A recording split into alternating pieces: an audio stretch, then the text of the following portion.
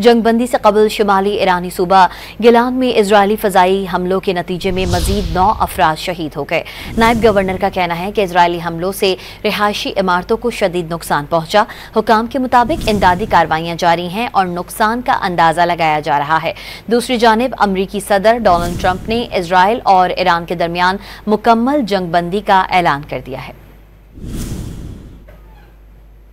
जंगबंदी से कबल शुमाली ईरानी सूबा गिलान में इजरायली फ़ज़ाई हमलों के नतीजे में मजीद 9 अफराद शहीद हुए हैं। नायब गवर्नर का कहना है कि इजरायली हमलों से रिहायशी इमारतों को शदीद नुकसान पहुंचा है। हुकाम के मुताबिक इमदादी कार्रवाइयां जारी हैं और नुकसान का अंदाज़ा लगाया जा रहा है। दूसरी जानिब अमरीकी सदर डोनाल्ड ट्रंप ने इजरायल और ईरान के दरमियान मुकम्मल जंगबंदी का ऐलान किया।